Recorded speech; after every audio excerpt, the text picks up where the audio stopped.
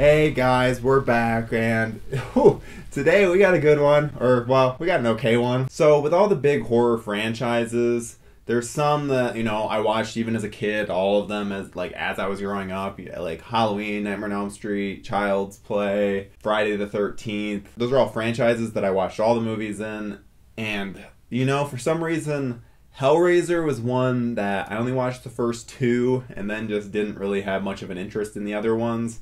And I think that probably stemmed from just seeing bits of it, like bits of the series on like the Sci-Fi Channel, and just being like, I get it. In the last like 7-8 years, I've gotten more into Hellraiser, and just, I don't know, I enjoy it. Even some of the shittier installments I get a kick out of. Now, first of all, I have not seen Hellraiser Revelations. I have no idea, I can't compare it to anything. But today we're dealing with the latest in the Hellraiser series. And that would be last year's, 2018's Hellraiser Judgement. And, okay, so I watched this movie expecting it to be like Hellraiser Revelations bad, because I watched like 5 minutes of Revelations and shut it off. Couldn't do it, didn't care for what was going on.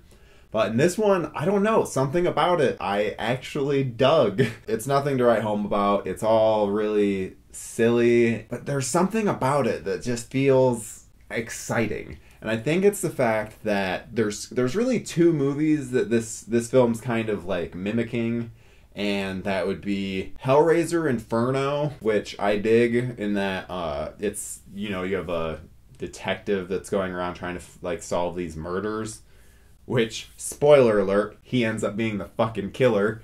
And so it's very much like Inferno. And then the other movie, which is very strange that it draws from, is David Fincher's Seven. I wasn't even expecting there to be some kind of homages to Seven, but the opening title sequence is Seven. The killer's motivations are Seven. Like, all the crime scenes are very Seven oriented. It's odd for a Hellraiser film, but for some reason I feel like it kind of fits. The thing that really helps with that is the fact that the transitions in this film are very Hellraiser-y. 15 minutes into the film, as soon as things were changing from scene to scene, I was like, oh yeah, this is a Hellraiser movie. They know what a Hellraiser movie is. So that was nice. Another thing, so there's this like British Cenobite that he's essentially the Cenobite that talks the most during the film. He doesn't he just kind of talks like he's just like gangster from London, that like a proper gangster, doesn't have like a Cockney accent or anything.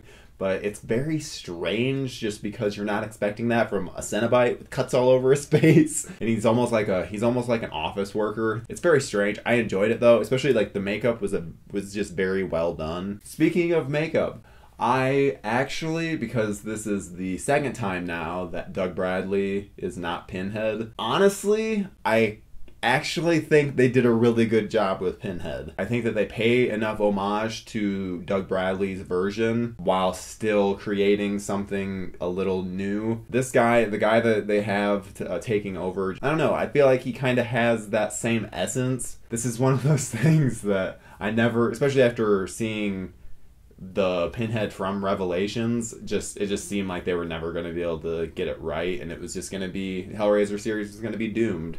But thankfully, they seem to have gotten at least his look down. So I really appreciated that, because as much as people claim that the Hellraiser series is Pinhead really isn't in it that much. So it's not like it would have been a huge deal breaker. But when the film just shows that it has a handle on that character, just helps the rest of the ride. The film itself gives you, like, within the first couple minutes, they show Pinhead, and pretty extended too. He's in shadows and stuff, but there's quite a few instances in that where you're like, oh, that actually looks like Doug Bradley. I mean, obviously you hear the voice and you know that it's not. Plus, just going into it, I knew that Doug Bradley wasn't Pinhead.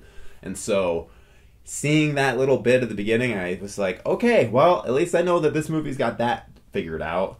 And like the Chatterer showed up at one point, so that was cool. And yeah, as dumb as the film is, and trust me, it's real fucking dumb, it feels like Hellraiser, and it's an enjoyable enough experience that you're not gonna feel like you wasted your 90 minutes.